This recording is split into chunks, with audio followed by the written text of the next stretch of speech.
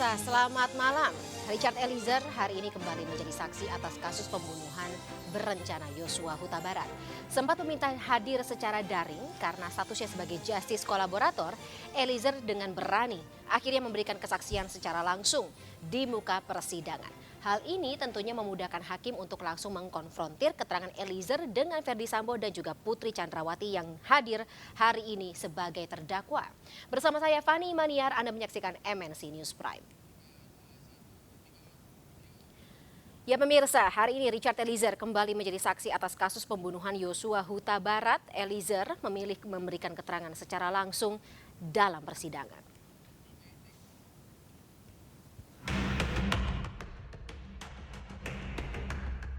Richard Eliezer hari ini kembali menjadi saksi atas kasus pembunuhan Yosua Huta Barat. Dalam sidang Selasa pagi, Eliezer memilih untuk memberikan kesaksian di hadapan majelis hakim secara offline. Pilihan Eliezer untuk memberikan kesaksian secara langsung di muka persidangan mendapat tepuk tangan dari pengunjung sidang yang hadir di Pengadilan Negeri Jakarta Selatan. Hal ini sekaligus memungkinkan hakim untuk langsung mengkonfrontir keterangan Eliezer dengan Ferdy Sambo dan Putri Chandrawati yang hadir sebagai terdakwa. Padahal Richard Eliezer memiliki pilihan memberikan keterangan secara daring sesuai dengan permohonan LPSK terkait statusnya sebagai justice kolaborator. Walaupun kemudian dirubahnya, tapi ada permohonan tertulis dari LPSK berkaitan dengan saudara. Apakah saudara akan menghadiri sidang secara offline saat ini duduk di sini atau mau secara online? Offline saja yang mulia.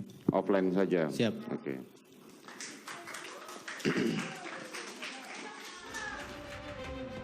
Dalam sidang lanjutan ini, keterangan Eliezer terkait peristiwa di Magelang dan di Duren 3 akan digali oleh majelis hakim.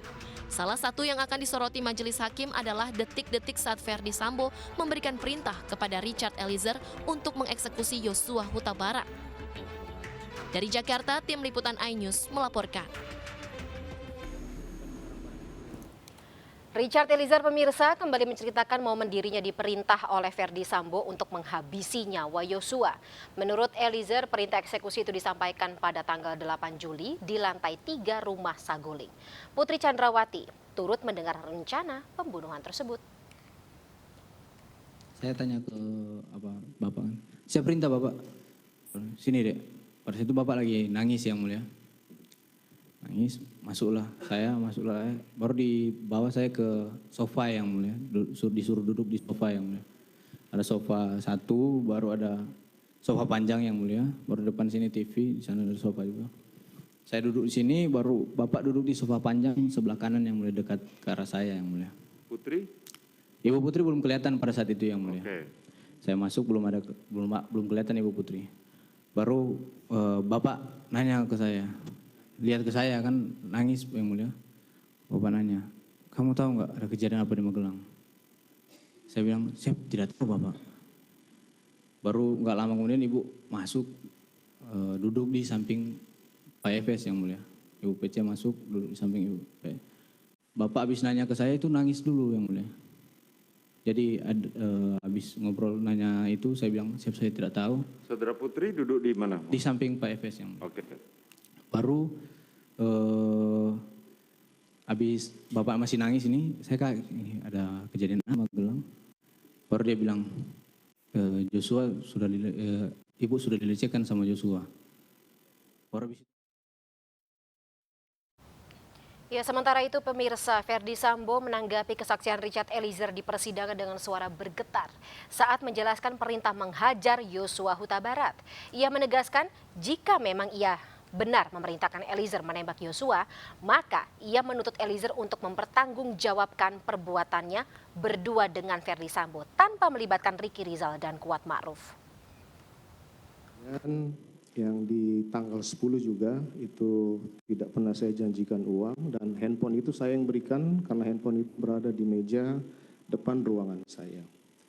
Kemudian selanjutnya yang mulia saya sampai bahwa ternyata keterangan kebohongan tanggal 5 itulah ya. Kemudian saya dijemput oleh bintang 2 dibawa ke Mabes Polri dan kemudian saya dipatsus.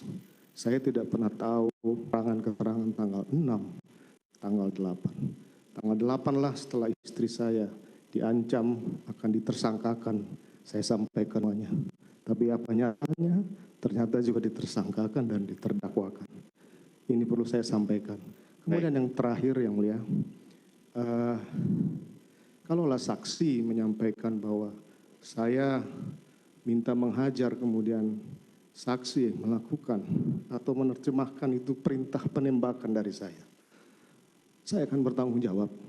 Tapi kita berdua yang bertanggung jawab. Kuat, Riki, istri saya jangan kau libatkan. Saya akan bertanggung jawab terhadap lakukan. Tapi tidak, saya akan bertanggung jawab terhadap apa yang tidak saya lakukan. Drama persidangan kasus pembunuhan Brigadir Yosua semakin memanas. Pemirsa, Richard Eliezer, Ricky Rizal, dan Kuat Ma'ruf bersaksi untuk terdakwa Putri Chandrawati dan Verdi Sambo. Dari ketiga saksi dalam persidangan hari ini ada yang menarik, yaitu ketika Verdi Sambo meminta Eliezer ikut bertanggung jawab atas kematian Brigadir Yosua. Kita bahas lebih dalam bersama dengan para narasumber yang sudah hadir bersama kami malam hari ini. Ada Rory Sagala, maksud kami Roni Talapesi selaku kuasa hukum dari Richard Eliezer, kemudian pakar psikologi forensik Reza Indragiri Amril, dan juga Wakil Ketua LPSK Edwin Partogi Pasaribu. Selamat malam Bapak-Bapak. Selamat malam. Selamat malam, Baik. Mbak Fani, Pak Reza, Pak Edwin. Baik. Malam, Roni. Baik, saya ke Bang Roni terlebih dahulu. Bang Roni, sebelumnya Eliezer kan sebenarnya memang ditawarkan untuk menghadiri persidangan secara daring atau online, tetapi hari ini ia memilih untuk datang ke persidangan secara langsung, bahkan sampai menerima tepuk tangan dari para pengunjung persidangan. Kenapa? Ya Mbak Fani, kan kemarin kami sempat sampaikan bahwa status sebagai justice collaborator terlindungi oleh Undang-Undang Perlindungan Saksi dan Korban. Di situ kan jelas bahwa terpisah berkasnya ya dengan terdakwa yang lain. Kita sampaikan seperti itu. Dalam dinamika persidangan kemarin kan Richard Eliezer melihat bahwa Putri Chandrawati ini berbelit-belit ya. Jadi terkesannya itu mencoba untuk menyudutkan Richard Eliezer. Dasar itulah ketika break sidang dia sampaikan kepada saya, Bang, saya mau hadir secara langsung. Kenapa? Karena ini terkait dengan masa depan saya dan hidup saya. Dan saya mau sampaikan secara langsung karena apa? Supaya semuanya bisa melihat, hakim bisa melihat gitu. Terus kami berkoordinasi juga dengan LPSK, kami sampaikan hal seperti itu, dan juga karena LPSK sampaikan bahwa dikembalikan kepada Richard, akhirnya kita sampaikan di persidangan ya sore harinya bahwa Richard Eliezer siap menghadapi persidangan. Tetapi tadi pagi dalam pembukaan persidangan, Majelis Hakim menyampaikan bahwa sudah disediakan tempat untuk secara daring. Tapi Richard Eliezer menyampaikan memilih untuk secara offline. Jadi ini merupakan sikap jantal, sikap gentleman, sikap kesatria yang ditunjukkan oleh seorang Richard Eliezer dalam persidangan ini. Walaupun Dan memang sikap kooperatifnya. mendapat suara katakanlah keberatan, kemudian Verdi Sambo juga tampak emosi hari ini ya Bang Roni, dan juga kuasa hukumnya Arman Hanis mencecar Eliezer, tapi tidak bergeming ya, tidak gentar ya. Ya kita sayangkan saja. Kan kalau seandainya ditunjuk-tunjuk seperti itu kan seolah-olah mau mengintimidasi. Sayang saya tidak ada dalam ruang persidangan. Kalau saya ada dalam ruang persidangan, saya bagian dari perangkat persidangan, saya pasti akan mengajukan keberatan. Janganlah memakai cara-cara seperti itu, arogan, menunjuk-nunjuk adik kita ini Richard Eliezer dengan cara-cara seperti itu, coba menyudutkan, terus menyampaikan hal-hal yang menurut kami tidak penting, nembak tutup mata, buka mata, kan kemarin sudah disampaikan ditutup mata, terus sekarang dikejar soal itu, kemudian ditanyakan terkait dengan melihat PC dipegang apa Susiam atau tidak. Nah ini kan sebenarnya hal-hal kecil yang menurut kami bukan hal krusial. Tapi yang disampaikan oleh Richard Eliezer ini kan sudah menjadi satu bagian peristiwa hukum yang logis ya. Tetapi kalau hal-hal kecil dia harus dipaksa ingat, jadi nanti jadi CCTV. Nah, pertanyaannya CCTV-nya aja dirusak sama mereka. Gitu. Tidak ada CCTV. Ya? Kalau ada CCTV kan iya. Maksud saya gini loh, nggak boleh lah cara-cara seperti itu ditunjukkan oleh tim penasihat hukum FS dan Verdi Sambo menunjuk-nunjuk Richard Eliezer gitu kan. Memaksakan pertanyaan yang menurut kami bukan hal krusial kan. Tidak relevan yang juga sudah ya? disampaikan, yang tidak relevan, yang sudah disampaikan oleh Richard Eliezer Baradae ini sudah logis gitu kan. Peristiwa hukumnya sudah terlihat di sini kan, hakim berulang-ulang sampaikan kan. Nah Baik, baik. Ya ke depannya kita berharap ini menjadi catatan buat majelis hakim sehingga jangan saksi seperti ini diintimidasi ya dengan cara-cara yang tidak baik ya. Seperti itu Mbak Fani. Baik, baik. Mungkin biar lebih sedikit katakanlah balance seperti itu ya Bang Roni, kita akan putarkan sedikit keterangan dari kuasa hukum Verdi Sambo sebelum nanti saya akan lanjutkan kepada Pak Edwin dan juga Pak Reza Indragiri. Kita tadi dengar kuasa hukum juga menanggapi terkait dengan apa yang terjadi dalam persidangan. Ya pemirsa, kuasa hukum terdakwa Verdi Sambo mempersoalkan keterangan Richard Eliezer yang memang atau dianggap oleh mereka tidak konsisten dalam persidangan hari ini. Keterangan Eliezer dinilai berubah-ubah dalam beberapa berita acara pemeriksaan yang sudah dicatat oleh aparat penegak hukum. Saya bilang katanya, karena tadi waktu saat saya tanya secara langsung tidak ada konfirmasi itu. Jadi Richard tidak tahu lah begitu ada keputusan dan bahkan Richard tidak mengetahui apa isi perjanjian dengan LPSK tersebut. Saya pikir ini kan sangat aneh ya, padahal dia mengajukan diri sebagai justice collaborator tetapi tidak mengetahui isi perjanjian terkait dengan posisi justice collaborator itu. Makanya tadi kami ingatkan bahwa seorang justice collaborator itu keterangannya harus jujur dan harus konsisten untuk semua tingkat pemeriksaan. Jadi nggak bisa hanya di keterangan persidangan saja atau salah satu pemeriksaan saja. Itu poin yang paling penting. Dan saksi justice collaborator itu tidak boleh bohong. Itu kata kunci seorang justice collaborator. Dari persidangan tadi, kalau kita simak baik-baik, banyak sekali keterangan Richard yang tidak konsisten. Tidak konsisten dengan keterangan yang disampaikan di depan penyidik, kemudian keterangan yang disampaikan di depan persidangan. Kalau tidak konsisten, artinya ada yang benar, ada yang bohong. Yang kedua, bahkan saudara Richard tadi sebagai saksi menyatakan sendiri dan mengakui sendiri bahwa Richard berbohong menyampaikan keterangan pada tanggal 5 Agustus. Persoalannya, pantaskah seorang saksi yang pernah berbohong, kalau hasil skenario mungkin kita bisa pisahkan ya, dan itu juga sudah diakui oleh Pak FS gitu kan. Tapi fase Bang Roni, Eliezer sebagai justice kolaborator katanya dibilang tidak konsisten, kemudian juga ada beberapa pernyataannya yang bohong. Gimana Bang? Loh, ini kan BAP saya sedang ngulik lagi nih. Oke, bahkan sudah dipegang. 5 ya. Jadi ini loh, ini aneh nih. Mereka sampaikan bahwa ada BAP dari Richard Eliezer terkait dengan menyampaikan bahwa saudara Verdi Sambo menembak. Kami membaca ulang lagi ya. Bahwa di sini di poin 8 tidak ada loh menyampaikan bahwa saudara Verdi Sambo menembak loh. Oke. Ini penyesatan loh ini. pengacaranya FS ini loh. Oke, Ya, Mas kan, Febri tadi ya, yang mengatakan hal itu ya. Iya, maksud kami tidak ada gitu loh. Ini maksud kami kan di dalam persidangan yang terbuka ini kan tidak ada bahwa yang disampaikan ini kan dugaan kami ini kan pertanyaan-pertanyaan menjebak sehingga mengframing bahwa Richard Eliezer ini tidak jujur. Oke. Nah, kami mencatat ada 3 ya. Saya kan mengikuti persidangan. Yang pertama adalah di BAP tanggal 5. Ini saya sudah baca BAP-nya, tidak ada menyebutkan saudara Verdi Sambo menembak almarhum Joshua. Di sini hanya disebutkan bahwa saudara Verdi Sambo memegang Glock 17 dari Richard Eliezer. Karena perlu diingat tanggal 5 itu adalah masa transisi dari pengacaranya Verdi Sambo yang ditaruh untuk mendampingi Richard Eliezer, kemudian berganti dengan pengacara yang lain yang di dalamnya ini di BAP malam-malam ya. Oke. Kita ingat ya. Jadi ini dia harus mengingat-ingat lagi, tetapi di dalam BAP tanggal 5 itu tidak menyebutkan bahwa saudara Verdi Sambo menembak. Itu pertama catatan kami. Dan kedua yang tadi disampaikan oleh Febri. pengacaranya Febri kan, kebohongan mana lagi kan kita coba kita urai lagi ya. Nah, disampaikan kan kita kan menyampaikan ada foto di mana ada foto tanggal 10 itu jam 11:30 malam, ada foto gambar tangan kanannya PC dan gambar kakinya saudara Verdi Sambo. Yang ditunjukkan kemarin di persidangan juga ya Bang?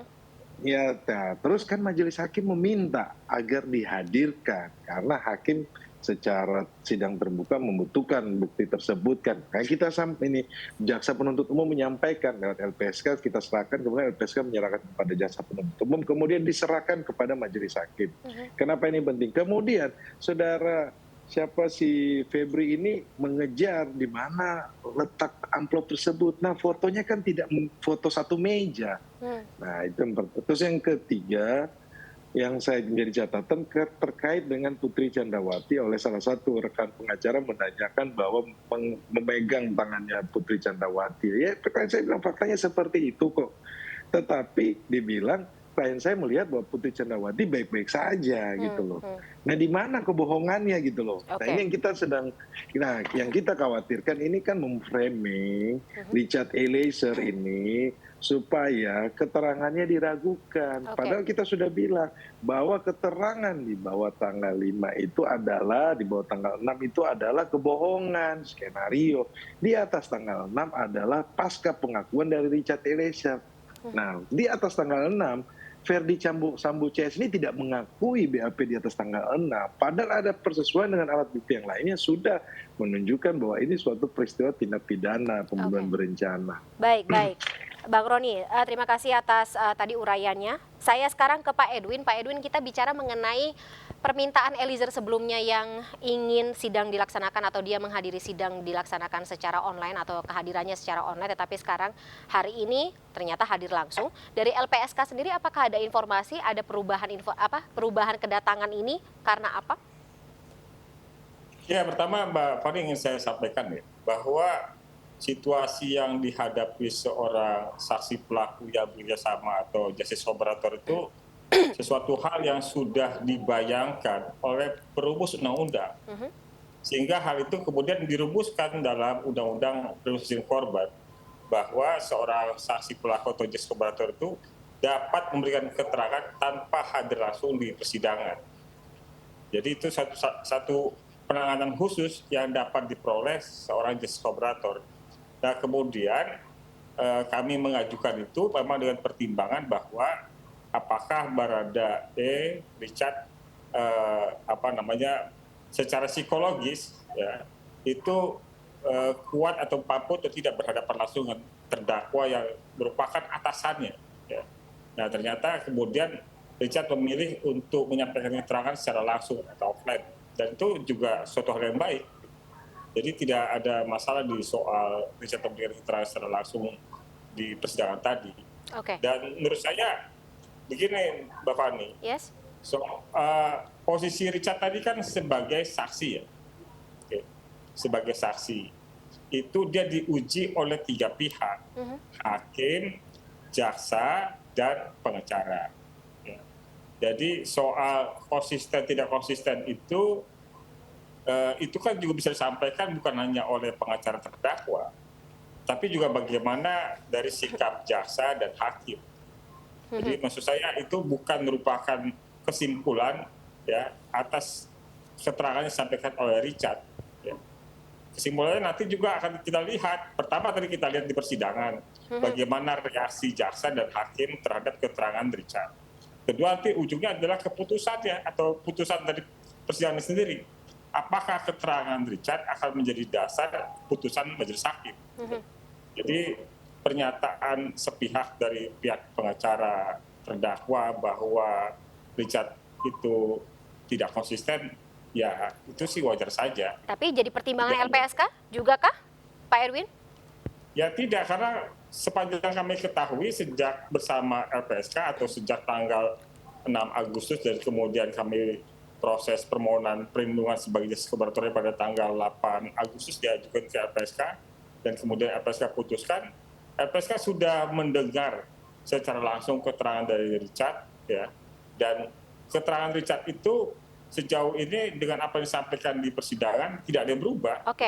Masih berkelindan, masih konsisten ya. Beberapa ada yang bukan lagi berubah, tapi beberapa hal ada yang baru. Ya.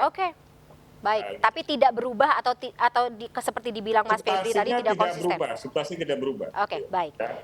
Baik. Saya ke Pak Reza. Pak Reza, kalau misalnya kita melihat seperti apa kesaksian yang dibeberkan oleh Eliezer hari ini, tampaknya memang mengundang emosi tersendiri dari terdakwa Ferdi Sambo ya. Kalau Anda menakar emosi-emosi yang hadir dalam persidangan, seperti apa tanggapan Anda, Pak Reza? Keterlibatan emosi di ruang persidangan oleh sebagian kalangan dianggap sebagai hal yang destruktif. Kenapa? Karena ruang sidang dianggap sebagai ruang yang hanya memberikan ruang bagi rasionalitas, bagi proses berpikir. Emosi dianggap sebagai pengganggu, emosi dianggap sebagai hal yang merusak proses hukum. Tapi lewat kajian lebih lanjut, ternyata psikologi forensik menyimpulkan sebaliknya. Hingga derajat tertentu, emosi justru diharapkan hadir di ruang sidang. Kenapa? Karena keterlibatan emosi menunjukkan kesungguhan atau keseriusan atau kedalaman seseorang ketika membahas satu persoalan. Oke. Jadi sedih atau marah? Baik itu terdakwa atau saksi atau bahkan majelis hakim yang memperlihatkan ekspresi emosional hingga derajat tertentu justru dinilai sebagai hal yang konstruktif, penanda kesungguhan atau keseriusan mereka terlibat dalam proses persidangan tersebut. Oke, nah Pak Reza bisa menakar nggak keseriusan dari masing-masing orang yang mempertontonkan emosinya? Karena memang tiap orang kan memiliki atau justru mempertontonkan spektrum emosi yang berbeda. Seperti itu, ada yang sedih bahkan sampai menangis. Hari ini ada marah sampai nunjuk-nunjuk, seperti itu? Kalau dipersoalkan apakah orang-orang ini serius atau tidak, saya bisa pastikan mereka serius. Kenapa? Masing-masing terdakwa ini berhadapan dengan pasal 340 KUHP. Dengan ancaman pidana maksimal yaitu hukuman mati. Niscaya tidak ada satu orang pun terdakwa yang kemudian memandang sebelah mata persidangan ini, yang hanya setengah hati saja terlibat di ruang sidang. Pasti mereka serius melibatkan proses berpikir dan juga proses afeksi mereka ketika berhadapan dengan pertanyaan, dengan perdebatan, dengan barang bukti atau apapun yang dihadirkan di ruang persidangan. Ya, tapi tidak mengganggu rasionalitas dan bahkan rasionalitas memang kita tahu sangat dibutuhkan oleh hakim dalam menentukan vonisnya nanti. Contohnya adalah sebagian kalangan tanda petik mengkritik atau menyoroti tindak tanduk majelis hakim yang tempo-tempo dianggap terlalu emosional gitu ya, atau bahkan marah gitu. Kalau saya mengatakan bahwa berdasarkan studi, ekspresi amarah pun tidak serta-merta bisa dianggap sebagai hal yang kontraproduktif. Kenapa? Studi menyimpulkan bahwa ekspresi amarah sekalipun dari majelis hakim dipandang sebagai hal yang positif apabila, pertama, hakim marah untuk alasan yang benar, untuk alasan yang jelas. Misalnya berhadapan dengan terperiksa yang dianggap berdusta, terus-menerus berbelit-belit, masuk akal kalau kemudian majelis hakim yang notabene adalah manusia juga, kemudian bisa marah. Itu satu. Yang kedua adalah amarahnya tertuju kepada orang yang tepat. Tidak sembarangan, ke semua orang kemudian hakim marah, tapi selektif. Hakim hanya marah ke pihak-pihak tertentu saja. Dan yang ketiga, ekspresi amarah itu disampaikan oleh hakim dengan cara yang benar, dengan cara yang tanda petik sehat, dengan cara yang bertanggung jawab, dalam bentuk peringatan, dalam bentuk kritikan tajam, tidak dalam bentuk caci maki, tidak dalam bentuk hina-hinaan dan seterusnya. Jadi sekali lagi, saya tidak akan secara pukul rata mengatakan bahwa orang yang melibatkan emosi di ruang sidang, termasuk majelis hakim sekalipun, adalah cerminan orang-orang yang tidak sungguh-sungguh profesional. Tidak. Justru orang-orang yang profesional yang hadir di ruang persidangan justru hingga derajat tertentu membutuhkan adanya keterlibatan emosi mereka. Ada pergeseran nilai dalam tata cara persidangan tersendiri begitu ya, Pak Reza ya. Baik, Bang Roni, saya kembali ke Bang Roni. Tadi sebelum sidang reses atau sidang ditunda sementara, Kuat Ma'ruf ini mengatakan Sambo memang menyuruh Eliezer hanya untuk menghajar, bukan menembak. Mungkin ini bisa dijadikan sebuah katakanlah tanggapan tersendiri. Sebenarnya yang ditangkap oleh Eliezer kala itu, situasi yang ada kala itu, sampai membuat klien Anda akhirnya terpaksa harus menembak, seperti kata Bang Roni sebelumnya. Ini seperti apa? Tapi tahan dulu jawabannya Bang Roni, nanti juga saya akan tanya kepada Pak Edwin dan juga Pak Reza di segmen berikut. Tetaplah bersama kami pemirsa. MNC News Prime akan kembali sesaat lagi.